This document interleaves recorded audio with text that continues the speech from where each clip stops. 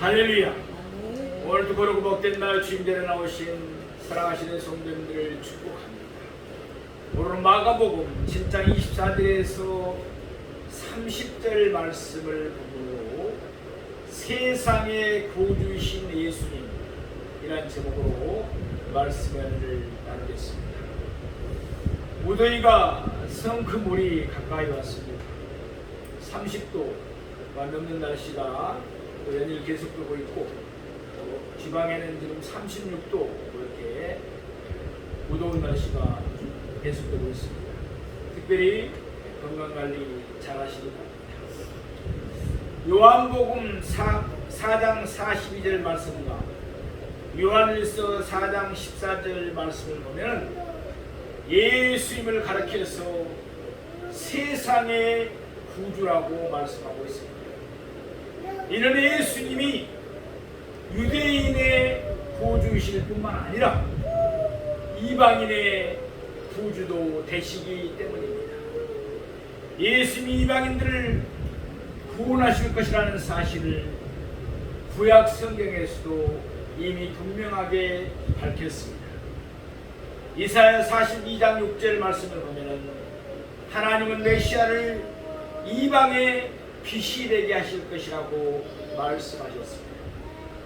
또한 이사야 49장 6절 말씀에 보면 하나님은 그리스도를 이방의 빛으로 삼아 그의 구원이 땅끝까지 이르게 하실 것이라고 말씀하셨습니다. 그럼에도 불구하고 유대인들은 이방인들을 몹시도 경멸했습니다. 유대인들은 이방인들을 부정하게 여기면서 이방인들의 몸에 닿으면 자신들도 더러워진다고 여겼습니다. 그래서 유대인들은 이방인들과는 아예 신체 접촉을 하려 들질 않았습니다. 상종 자체를 하지 않으려고 했습니다. 물론 요한복음 4장 22절에서 예수님이 말씀하신 바와 같이 구원은 유대인에게서 납니다. 그러나 하나님이 바라시는 바는 유대인들만 구원하시는 것이 아닙니다.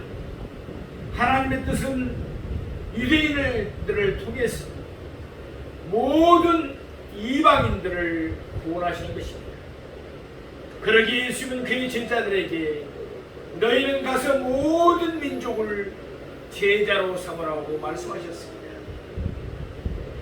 또한 예수님은 말씀하시기를 그들이 예루살렘과 온 유대와 사마리아 땅까지로 내 증인이 될 것이라고 말씀하셨습니다. 오늘 본문에서 예수님은 세상의 구주로서 한 이방 여자를 구원하셨습니다. 이로써 예수님은 모든 음식물에 이어서 모든 사람을 깨끗하다 하신 셈입니다. 그러면 이제부터 오늘 본문을 세 대지로 나눠서 좀 더 자세하게 상고해 보겠습니다. 첫째로 이방 지역에 가신 예수님이십니다. 우리 오늘 본문 마가복음 7장 24절 말씀을 보겠습니다. 예수께서 일어나사 거기를 떠나 두로 지방으로 가서 한 집에 들어가 아무도 모르게 하시려 하나 숨길 수 없더라. 아멘. 지금까지 예수님은 갈릴리 여러 초를 다니시며 사역을 하셨습니다. 이제 예수님은 그의 제자들과 함께 갈릴리의 게네사렛 땅에 있는 어떤 집에서 일어나셨습니다. 그런 후에 예수님은 거기를 떠나서 이방 지역인 두로 지방으로 가셨습니다. 두로는 지중해의 한 해변 도시입니다. 갈릴리의 북쪽으로 약 50km 정도 떨어진 곳에 위치해 있습니다. 그 당시 두로는 그 이쪽에 또 다른 해변 도시 시돈과 더불어 베니게에 속했습니다. 베니게 곧 페니키아는 오늘날의 레바논에 해당하는 지역입니다. 오늘 본문 바로 다음 절인 마가복음 7장 31절을 보면은 예수님께서는 두로에서 시도로 가셨습니다. 그리고는 그곳에서 갈릴리 호수 오른쪽에 있는 데가볼리 지방으로 가셨습니다. 그런 후 예수님은 데가볼리 지방을 통과하여 갈릴리 호수 오른편에 이르셨습니다. 그러니까 이때 예수님은 이방 땅에서 상당히 오랜 시간을 보내신 것입니다. 짧으면 몇 주, 길면 몇 달 정도 예수님은 이방 지역에서 지내셨을 것입니다. 아무튼 오늘 본문 말씀대로 예수님은 갈릴리를 떠나서 이방 땅인 두 지방으로 가셨습니다. 그러면 왜 이때 예수님은 먼 이방 땅으로 가셨을까요? 이방인들에게 복음을 전하기 위해서였을까요? 그것은 아니었습니다. 예수님이 두루라 시돈에서 또는 데가볼리에서 사람들을 가르쳤다는 기록은 전혀 없습니다. 오늘 본문을 보면 예수님은 두로 지방에 있는 한 집에 들어가셔서 아무도 모르게 하시겠다고 말씀합니다. 여기서 우리는 이때 예수님이 그의 제자들과 함께 이방 땅으로 가신 이유와 목적을 추정해 볼 수가 있습니다. 말하자면 이때 예수님이 이방 땅으로 가신 것은 그곳에서 공적으로 사역하기 위함이 아니었습니다. 예수님은 그의 제자들과 함께 그곳에서 조용한 시간을 보내시기를 바라셨습니다. 사실 예수님은 이전에도 이와 같은 시도를 하신 적이 있습니다. 예수님은 그의 제자들과 함께 배를 타시고 한적한 곳, 곧 베세다 들로 가셨습니다. 그러나 베세다 빈들에도 수많은 사람들이 모여들었습니다. 예수님은 그들을 불쌍히 여기시고 오병이어로 그들을 다 배불리 먹이셨습니다.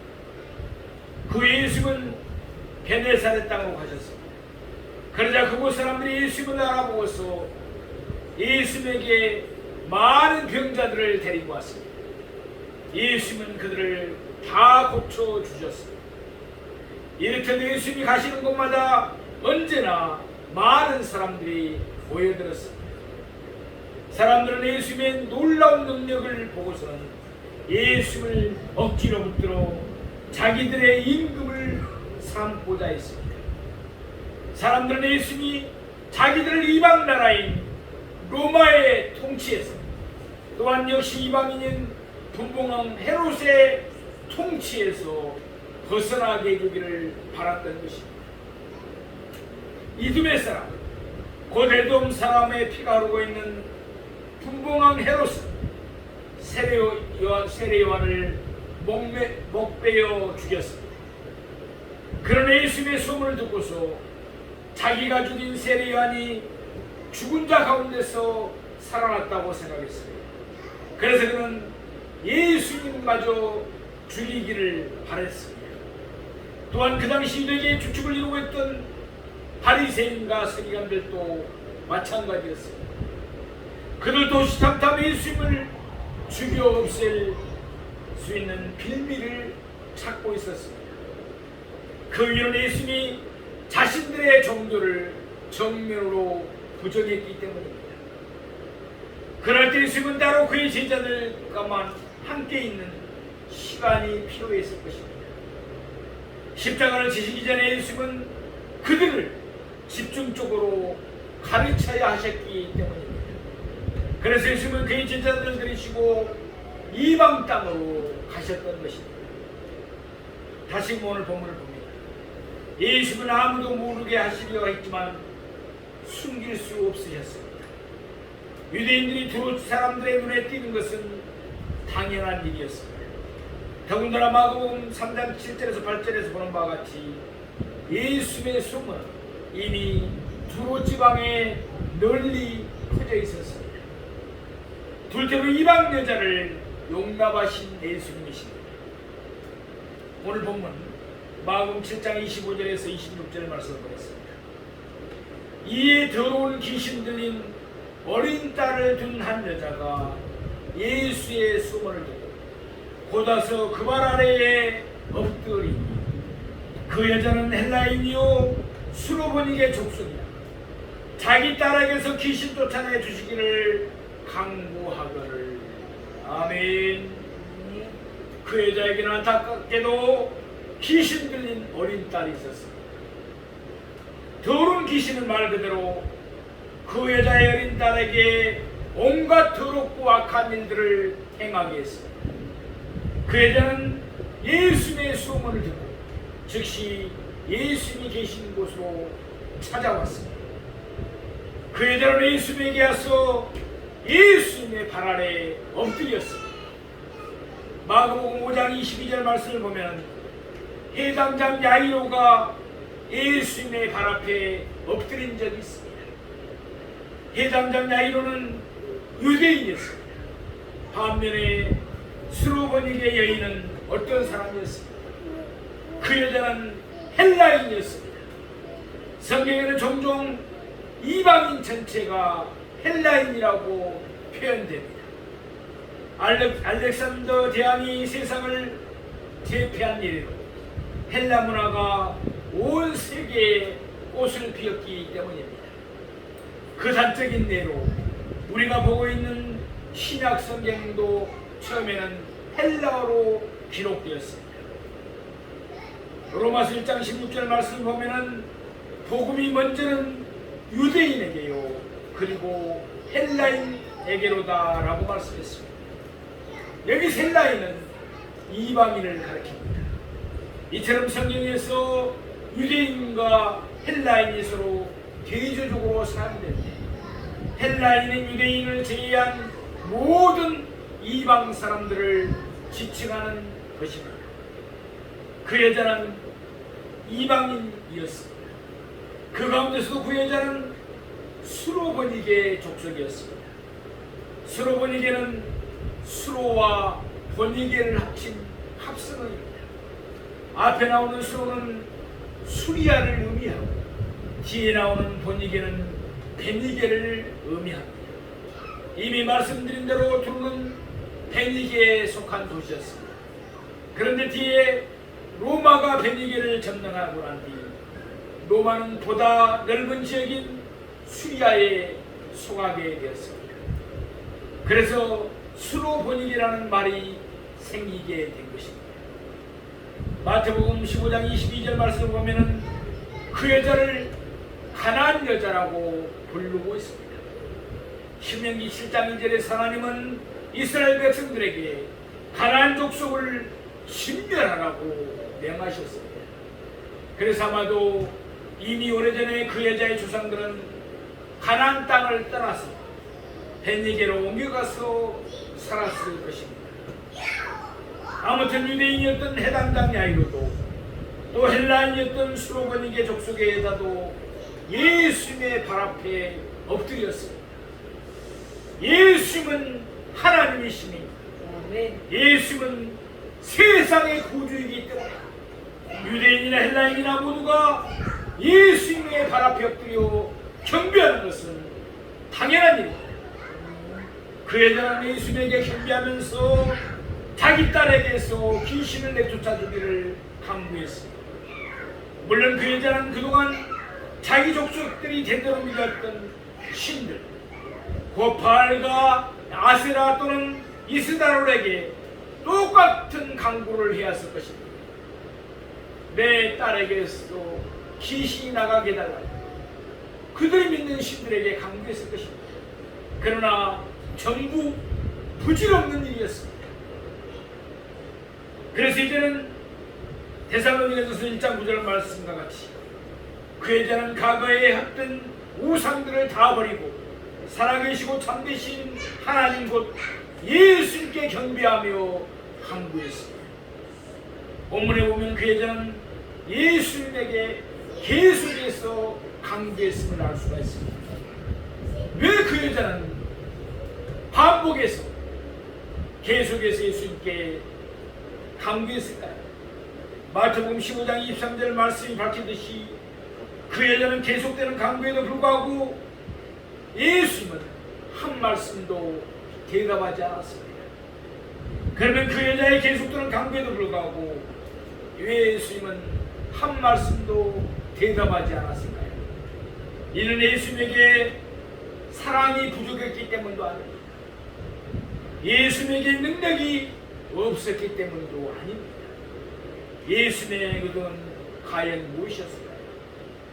하나님이 아브라함에게 그의 독자 이삭을 번제로 드리라고 명하셨습니다.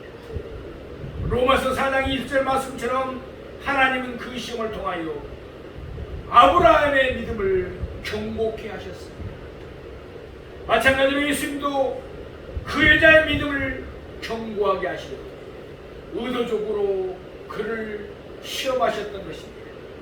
우리 본문 마가복음 7장 27절 말씀을 보시겠습니다. 예수께서 이르시되 자녀로 먼저 배불리 먹게 할지니 자녀의 떡을 취하여 개들에게 던짐이 마땅치 아니하니라. 아멘.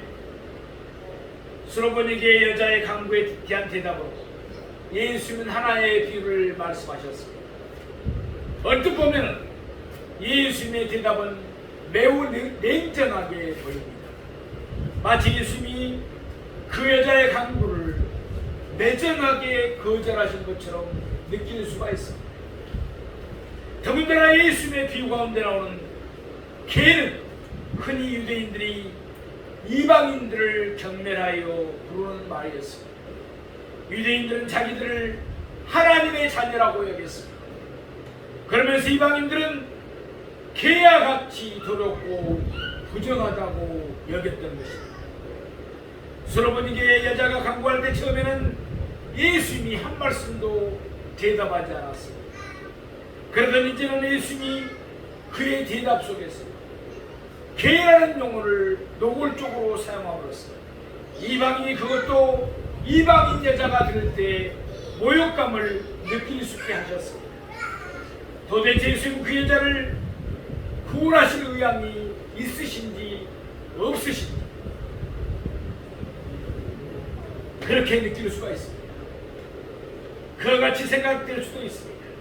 그러나 이미 말씀드린 바와 같이 예수님은 그 여자의 믿음을 견고하게 하시려고 계속적으로 시험하셨던 것입니다. 예컨대 베다니의 나사로가 병들었습니다. 예수님 그 소식을 들으셨지만 얼른 베다니로 가서 그를 고쳐주지 않았습니다. 예수님은 의도적으로 미루셨습니다. 이는 요한복음 11장 15절 말씀과 같이 그의 제자들로 하여금 믿음을 갖게 하기 위함이었습니다. 마찬가지입니다. 그동안 많은 사람들이 예수님을 따랐는 듯 했지만 결국은 다 떠나가 버렸습니다. 그들의 믿음이 피상적이었기 때문입니다. 그래서 예수님은 그 여자의 믿음을 견고하게 하기 위해서 구원에 이르는 참 믿음을 그의 제자들에게 가르치려 했던 것입니다. 오늘 본문을 주목해 보시기 바랍니다. 물론 예수님의 대답은 매정하게 들릴 수 있습니다. 그러나 예수님은 결코 이방인의 구원을 배제하시는 말씀을 하지 아니하셨습니다. 여기서 우리는 먼저라는 단어를 눈여겨볼 필요가 있습니다. 그러니까 예수님은 구원의 순서를 말씀하신 것입니다. 구원이 먼저는 유대인에게 그리고 난 뒤에 헬라인 곧 이방인에게 예수님은 이방인의 구원을 배제하신 것이 아니라 오히려 이방인에게 구원이 있음을 은연중에 말씀하신 것입니다. 우리 오늘 보는 마가복음 7장 28절 말씀하겠습니다. 여자가 대답하여 이르되 주여 올수이다마는 상 아래 개들도 아이들이 먹던 부스러기를 먹나이다. 아멘. 수로보니게 여인의 대답은 참으로 놀랍습니다. 아니 유대인이면 다예요? 당신들이 뭐가 그리 잘났다고 우리를 더러운 개 취급하나요? 아마도 그 여자는 입을 뿔쩍거리면서 그와 같이 반론할 수도 있었을 것입니다.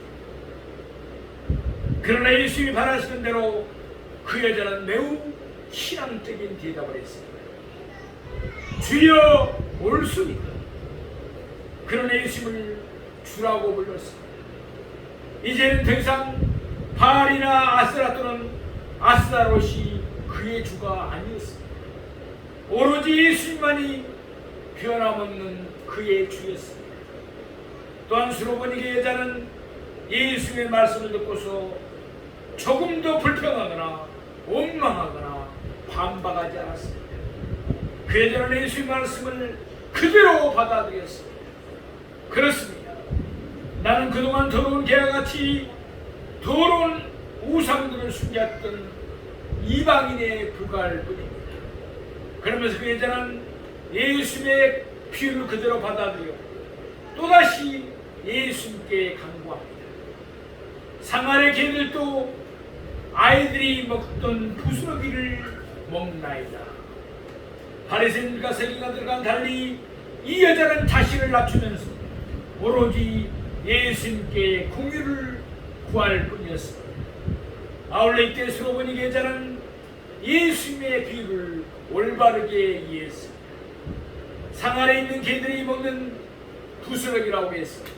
상에 앉은 아이들이 먹는 것과 종류가 다르지 않습니다. 똑같이 상에 차려졌습니다. 똑같은 음식입니다. 똑같은 떡입니다. 무슨 뜻입니까? 유대인이든지 이방인이든지 하나님의 계시는 똑같습니다. 믿음의 대상도 같습니다. 구원의 길도 같습니다. 예수님의 다른 이웃은 구원받을 수가 없습니다.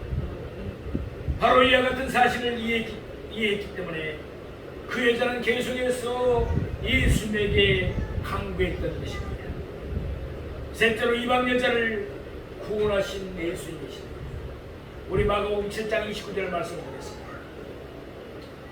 예수께서 이르시되 이 말을 하였으니 돌아가라. 귀신이 내 딸에게서 나갔느니라 하시매. 아멘. 이 말을 하였습니다. 예수는 수로보니게 여자의 말을 기뻐하셨습니다. 같은 내용을 담고 있는 마태복음 15장 28절에는 이와 같이 말씀합니다. 여자여 내 믿음이 크도다. 아멘. 그러니까 예수는 그 여자가 큰 믿음의 말을 한 것을 기뻐하신 것입니다.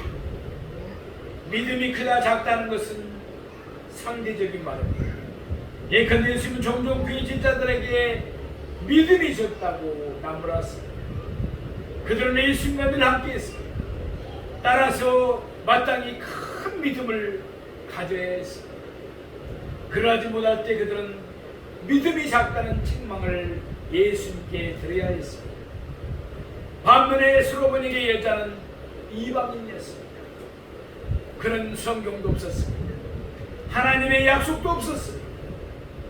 주변에는 우상들만 가득했습니다. 그럼에도 불구하고 그는 예수님이 기뻐하시는 신앙적인 말을 했습니다. 그래서 그는 믿음이 크다는 칭찬을 받게 된 것입니다. 수로보니게 여자는 예수를 주라고 불렀습니다. 이제는 더 이상 바알이나 아세라나 아스다롯이 그의 주가 아니었습니다. 오직 예수님만이 그의 주가 되셨습니다. 그래서 로마서 10장 9절과 10절 말씀과 같이 그는 그 믿음으로 구원을 받게 된 것입니다. 또한 수로보니게 여자는 바리새인과 서기관들처럼 교만하게 자기 의를 드러내지 않았습니다. 그는 겸손하게 예수님의 발 앞에 엎드렸습니다. 그러면서 상에서 떨어지는 부스러기라도 얻게 해달라고 예수님에게 공유를 구할 뿐이었습니다. 또한 수로보니게 여자의 믿음은 확고했습니다. 예수님의 침묵에도 불구하고 예수님의 냉정한 대답에도 불구하고 그는 계속해서 예수님께 간구했습니다. 야곱이 약봉나루에서 하나님을 끝까지 붙들었듯이 그도 끝까지 예수님께 매달렸습니다. 아울러 수로보니게 여자는 예수님의 말씀에 순종했습니다. 예수님이 좀 심한 듯한 말씀을 하셨지만 그는 조금도 저항하지 않았습니다. 돌아가라, 귀신이 내 딸에게서 나갔느니라. 예수님 말씀하시자 그는 순종하면서 자기 집으로 돌아갔습니다. 이렇듯 수로보니게 여자는 이방인이었지만 그는 예수님을 믿었습니다. 그는 겸손하게 예수님만을 의지했습니다. 그의 믿음은 견고했습니다. 그는 예수님의 말씀에 순종했습니다. 바로 이와 같은 믿음을 보시고 예수는 그의 믿음이 크다고 칭찬하신 것입니다. 뿐만 아니라 예수님은 수로보니게 여자의 간구도 들어주셨습니다. 돌아가라, 귀신이 내 딸에게서 나갔느니라. 아멘. 예수님이 산상수훈에서 말씀하신 대로 수로보니게 여자는 구하는 것을 받았습니다. 찾는 것을 찾아내었습니다. 그리고 두드린 것이 그에게 열려졌습니다. 우리는 보는 마가복음 7장 30절 말씀 보겠습니다. 여자가 집에 들어가 본즉 아이가 침상에 누웠고 귀신이 나갔더라. 수로보니게 여자는 예수님의 말씀을 듣고서 자기 집으로 돌아갔습니다. 예수님의 말씀을 그대로 믿었기 때문입니다. 그가 자신의 집에 들어가 본즉 아이는 침상에 누워 있었습니다. 그리고 예수님이 말씀하신 대로 과연 그의 딸에게서 귀신이 나갔습니다. 예수님의 능력은 무한하십니다. 예수님은 시간도 공간도 초월하십니다. 예수님은 하나님이시기 때문에 그렇습니다. 그래서 예수님은 그 아이가 있는 곳으로 친히 가시지 않으셨지만 그 아이에게서 귀신을 안전히 내쫓아 주신 줄로 믿습니다. 물론 귀신은 곱게 나가지는 않았을 것입니다. 말 그대로 더러운 귀신입니다. 마가복음 1장 26절이나 마가복음 9장 20절 말씀처럼 분명 더러운 귀신을 나가면서 그 아이에게 심한 경련을 일으켰을 것입니다. 그래서 그 아이는 기진맥진한 채 침상에 누워있을 수밖에 없었을 것입니다. 사랑하는 성도 여러분, 예수님은 세상의 구주이십니다. 수로보니게 여자를 구원하신 예수님은 나도 구원하셨습니다. 그녀의 믿음을 견고하게 하신 예수님은 나의 믿음도 견고하게 하십니다. 그녀의 간구를 들으신 예수님은 나의 간구에도 응답해 주십니다. 수로보니게 여자가 고백한 것처럼 예수님은 나의 주인입니다. 예수님은 나의 하나님이십니다. 나의 마음을 다하여 예수님을 사랑하십시오. 나의 목숨을 다하여 예수님을 사랑하십시오. 나의 뜻을 다하여 예수님을 사랑하십시오. 이러한 고백이 우리 모두에게 있기를 바랍니다. 기도하겠습니다.